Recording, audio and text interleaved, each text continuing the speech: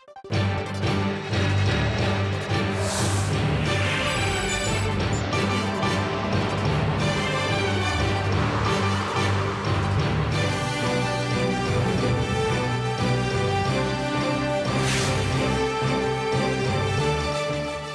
to have you with us and welcome to ARIRANG News live from our studio in Seoul. I'm Laah Hyun-kyung.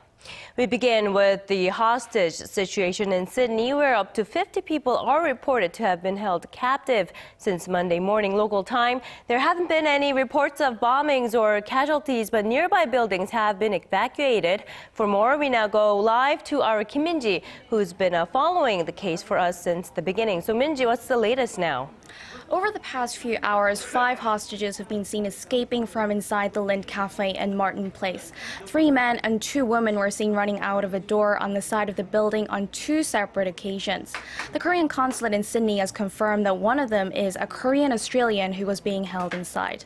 She is believed to be one of the staff members who are working inside the cafe. Police are currently attending to all those that have gotten out, and it hasn't been announced whether they escaped or were released. Amid the standoff, Australian Prime Minister Tony Abbott earlier addressed the nation and urged people to stay calm. Australia is a peaceful, open and generous society. Nothing should ever change that, and that's why I would urge all Australians today to go about their business as usual. He also provided a national security hotline should people suspect that another attack is in the works. So police have not identified who is behind the attack, but there have been photos seen with people holding up a black flag with white Arabic writings on it. Yeah, that's right. The flag raised suspicions that the attack could be linked to Islamic State militants. However, reports suggest that it is not an Islamic State flag. Instead, it bears the Shahada, which is a neutral Islamic creed that's seen on things like the Saudi Arabian flag, but also embraced by jihadist groups. Meanwhile, police say the number of hostages inside the cafe is unknown, although reports say the number is as high as 50. Police have confirmed that they're looking at one armed suspect right now, and they say they have made contact. They've also cordoned off the area and are temporarily controlling the airspace above Sydney.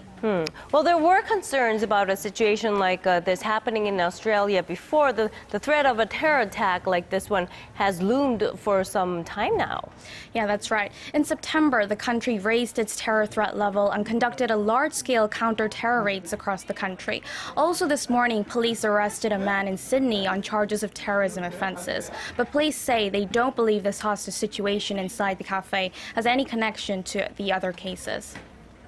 All right, thank you very much, Min-ji. That was ARIRANG's Kim Min-ji reporting live for us there on the latest on the hostage situation in Sydney. Now, in other news that we are following, in 2 days' time, North Korea will observe the 3rd-year anniversary of the death of former North Korean leader Kim Jong-il. Ahead of the national event, though, the regime made clear that the true era of current leader Kim Jong-un, he's the son of Kim Jong-il, will begin now. Hwang Sung-hee reports. North Korea has pledged to open a new era under Kim Jong-un's leadership. Ahead of the 3-year anniversary of the death of former leader Kim Jong-il, the state-run Nodongshinmun newspaper on Sunday said the last 3 years had been sacred and passed like a hot fireball. Listing the young Kim's Pyeongjin line, or the dual development of nuclear arms and the economy, and major construction projects, it labeled the last 3 years as historic, during which time the regime had become prosperous, both ideologically and materially. Pyongyang remains isolated from the world, but it has made strides in its military capabilities. North Korea has been increasing its accuracy rate of missiles through constant test firings, launching 111 missiles through 19 rounds this year. A senior South Korean military official says North Korea is running 30 nuclear-related institutions like nuclear power plants, and speculates Pyongyang possesses around 20 nuclear weapons, which is more than double the amount from a few years ago. Another official notes the North is close to being capable of attaching a miniaturized nuclear device on a Scud missile that could reach all corners of the Korean peninsula. Experts say North Korea's confidence level is higher than ever when it comes to war readiness, and that the regime could go ahead with a 4th nuclear test next year if things don't go their way on the diplomatic front. 황상희, 아리랑 뉴스. The U.S. government, meanwhile, will be providing more support for North Korean human rights issues this coming year. Included in the $1.1 trillion funding bill passed by U.S. Congress over the weekend is a plan to provide financial assistance for building and managing a database on the political prison system in North Korea. More support will also be given for the protection of North Korean defectors taking refuge in China. However, Congress will continue to ban any direct financial support to North Korea. The last remaining symbol of inter-Korean cooperation, the Kaesong Industrial Complex, celebrates the 10th anniversary of its opening this month, but the factory park is said to have not reached its full potential yet. Connie Kim has the details. In December 2004, 1,000 pots were the first things to roll off the production line at the inter-Korean Kaesong Industrial Complex. Since that day 10 years ago, the complex has grown beyond all recognition. In the early days, there were just 15 South Korean businesses. Now, there are more than 120. The increase in the number of North Koreans is even more startling, jumping from 6,000 to well over 50,000 today. In terms of its economic benefits to the Koreas, South Korea has raked in more than $3 billion, while the North has brought in some $380 million since 2004. Now, that's not to say the Kaesong complex hasn't had its bumps along the way. The park is currently spread over some 3.3 million square kilometers. That might sound big, but that's just 5% of the original plan laid out. And just last year, Pyongyang unilaterally halted operations for 5 months amid heightened inter-Korean tensions. Despite the obstacles and unresolved issues, analysts say the industrial park is priceless in many ways. The inter-Korean Kaesong Industrial Complex is a place that goes beyond merely learning about North Korea's market economy. It's where the two Koreas realize economic cooperation, and it's a small area where the two Koreas have reunified. Professor Yang notes a private consortium needs to be established for the two Koreas to push for the globalization of the Kaesong complex. Now, if the joint park ever reaches its full potential, watchers say it could bring in over $68 billion worth of benefits for both Koreas. Connie Kim, ARIRANG News.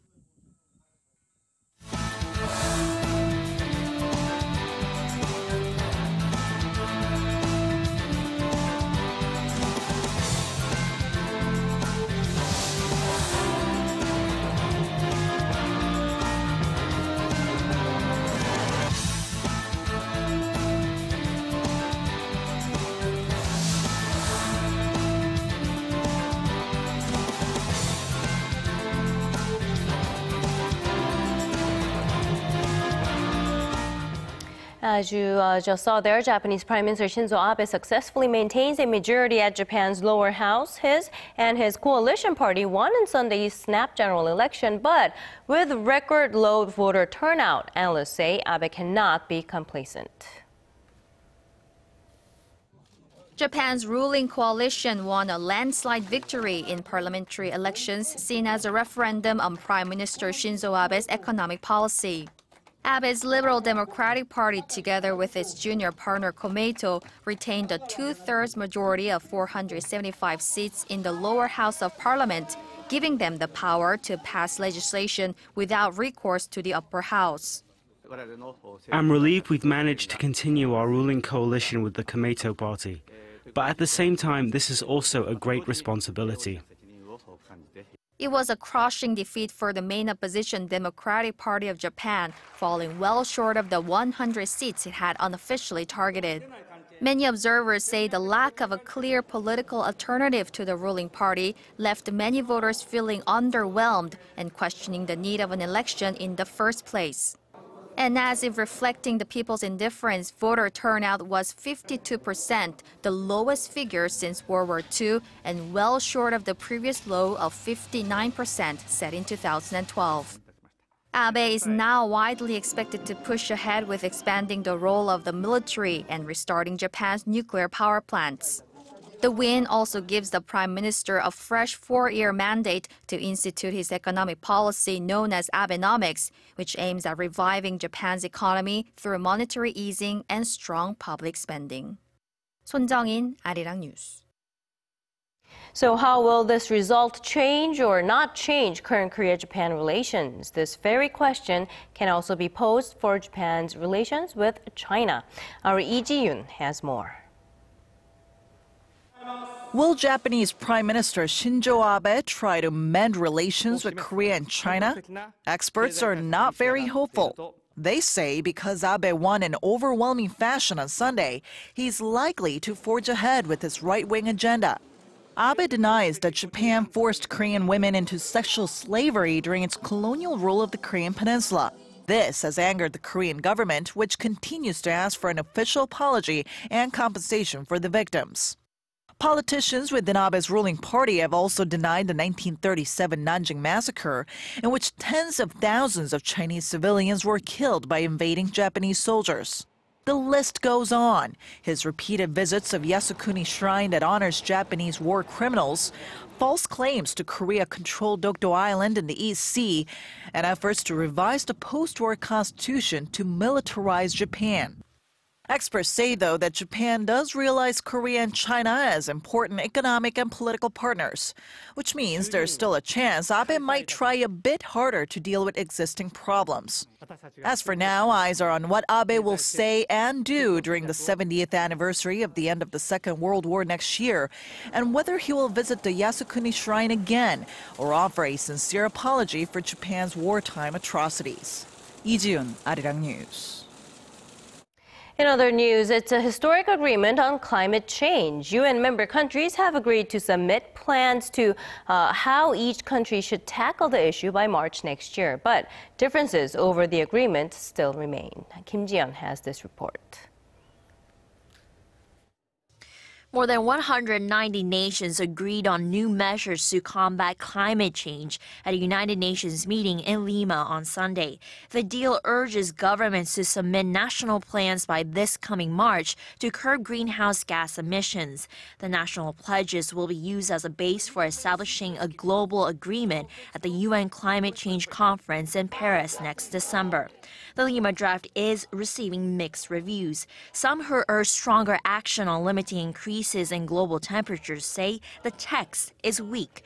Others contend the deal has appeased both rich and emerging nations who have been divided over which side should bear a bigger burden on reducing emissions. The way that we were able to deal with that issue between the U.S. and China in the joint announcement of a few weeks ago actually ended up coming in quite handy here, and it has found its way into this text as a way of kind of getting through that difficulty.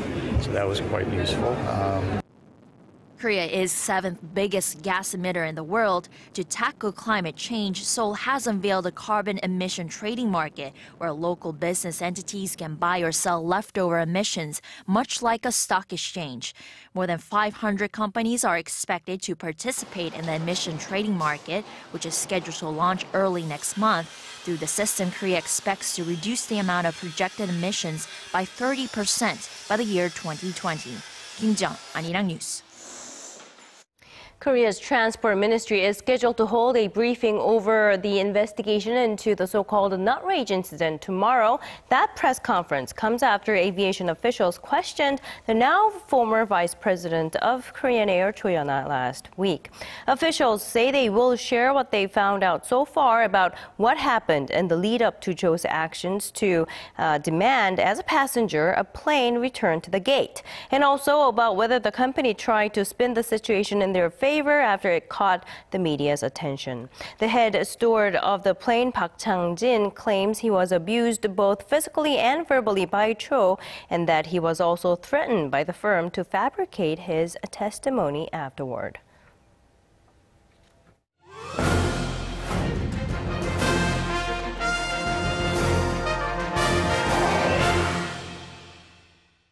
South Korea has been and still is a major buyer of Western military hardware, but the nation's defense industry is also seeing growing exports. For a look at what has driven this success in recent years, here's our Kim Hyun-bin.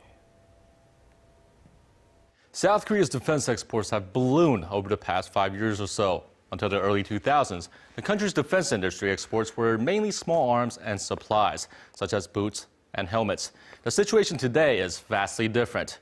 In recent years, South Korea has been exporting heavy-duty military arms and vehicles, including fighter jets, submarines, and destroyers. This shift has dramatically boosted the nation's defense exports in dollar terms. In 2006, South Korea broke the $250 million mark for the first time. By 2011, this had jumped to $2.3 billion. And last year, the figure topped $3.4 billion. So what triggered the boom in sales? Our prices compare favorably, and the nations that buy from South Korea are satisfied with what they get. All of our defense-related exports are used by the South Korean Army and are proven for battle. Also, as a lot of countries in the Southeast Asia are locked in territorial disputes with China, many now buy their defense-related equipment and supplies from South Korea instead of China. The spillover effects from the defense deals to the economy have been sizable. Take, for example, the sale of 24 Fa-50 fighter jets to Iraq in 2013. Now, this deal, worth over $1.1 billion, will develop a chain of suppliers networks and after-sale deals that are estimated to total more than $4 billion. This project has also created roughly 36,000 jobs. While this sounds great, South Korea still has a long way to go to reach the level of the major players in the industry. The country's exports accounted for a mere 0.8% of the world's total defense exports. The United States, Russia, Britain, Germany, and France together have a grip on 3/4 of the total global arms market. And the dominant powers aren't sitting back as South Korea tries to sharpen its competitive edge.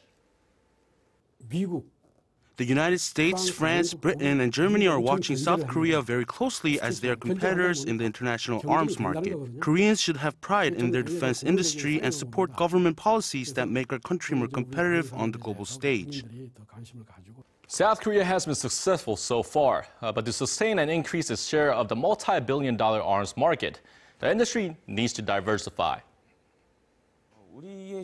South Korea should open up to more markets in the third world. Most of them are in territorial conflicts and in need of naval equipment such as combat ships. In the future, we could make up to 3% of the total defense exports. But we need to invent new weaponry and upgrade our Korean-style weapons to meet global standards.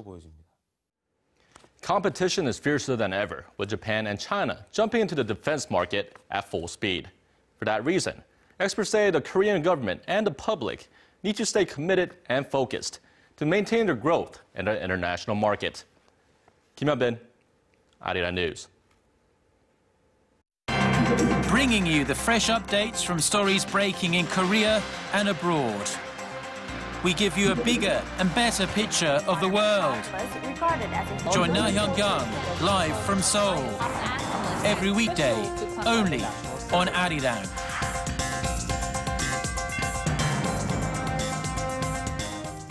The number of people with high cholesterol has been on a steady rise here in Korea. So far, the way the condition was tackled was by taking measures to lower the level of what we know as bad cholesterol. But now, local researchers say they found a different approach. Hwang Ji-hye has this report.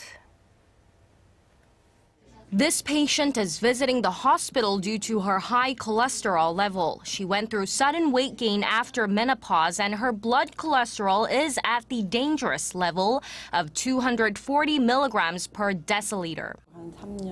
I've gained a lot of weight over the last 3 years, and my cholesterol level rose fast as well. A high cholesterol level increases the risk of heart disease and stroke, but not all cholesterol is harmful. There is good cholesterol called high-density lipoprotein, which the body needs an ample supply of, and bad cholesterol called low-density lipoprotein, which should be kept to a minimum. Up until now, the only way to treat high cholesterol was to lower the level of the bad LDL cholesterol, but the treatment has possible side effects, such as muscle pain.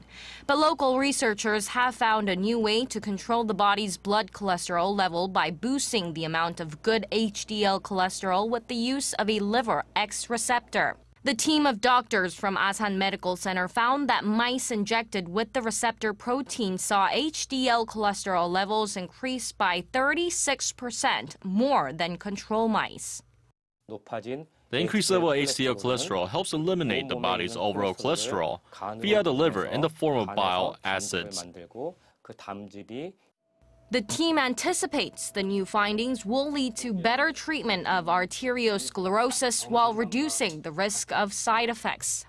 Hwang Jie, ARIRANG News. And staying with health news, new findings suggest that taurine, a substance found in energy drinks and shellfish, could stave off the effects of Alzheimer's disease. In experiments using mice, a group of scientists from the Korea Institute of Science and Technology says taurine was found to suppress beta-amyloid, a protein in our brains that contributes to Alzheimer's. The scientists say they hope the findings will lead to new drugs that can be used to treat the disease. And shifting gears, the holiday season is usually a good time for movie makers to cash in big, and there are a few new local films that will hit the box office soon. Our Im Yoon-hee gives us a sneak peek at some of the hottest films this season. In the midst of the Korean War, during the Humnam evacuation of 1951, thousands of Korean refugees were taken south. Amongst them, a boy named Teok-soo and his father. But when they realize their sister has gone missing, Teok-soo's father goes off searching for her and sends Teok-soo away with his mother and other siblings. The movie stars Hwang Jung-min and Kim Yoon-jin and shows the history of the Korean War through one man's life.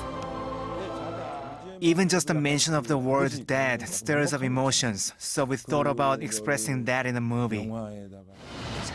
The Korean hanbok plays a role throughout Korean history, but just how big of a role can clothes really have? The new movie, The Tailors, is set in Korea's Joseon Dynasty period and features the story of the royal palace's hanbok artists. A rivalry sparks up between Do-seok, the current hard-working hanbok clothier, who's worked for the royal family for over 30 years, and the new free-spirited Gong-jin, a designer who recently captivated the attention of the entire palace. It's about the kind of love we experience, the love between men and women, and the love that can transcend the classes. Another movie to hit the silver screen soon is Criminal Designer. Chi-hyuk is an ace safecracker, and he's recently set his eyes on the customs department at Incheon International Airport, where a potential heist sits with a price tag of over 150 billion won. However, customs at Incheon has some of the best security in Asia, and the crew only has an hour or so to do the job. The movie boasts a star-studded and young lineup with actors Kim Woo-bin and Lee Hyun-woo. Im Yoon-hee, ARIRANG News.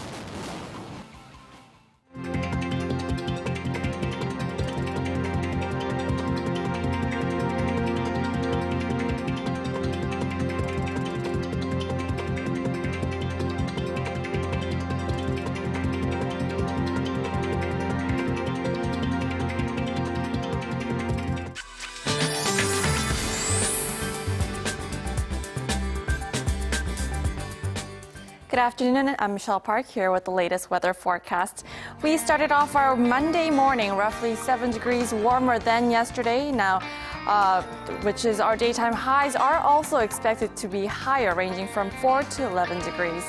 However, we'll see quite a lot of precipitation, especially during the evening. Now, due to the relatively warm conditions, rain or snow will fall depending on the regions.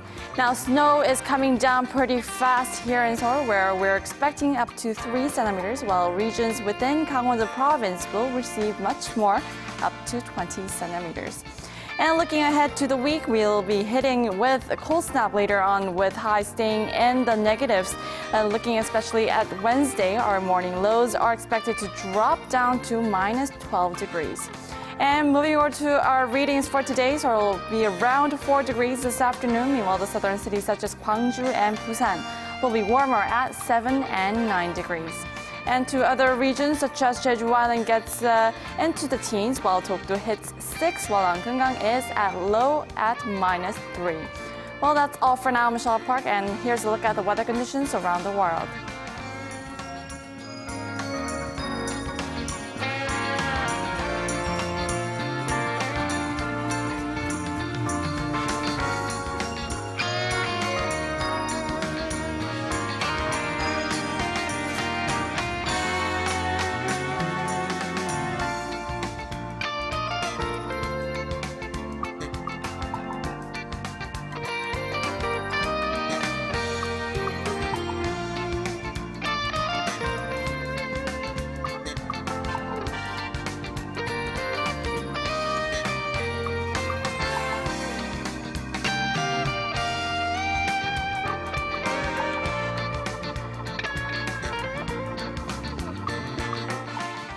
And that's it from us. Thank you very much for watching. We'll be back with more updates at 6 p.m. Korea time.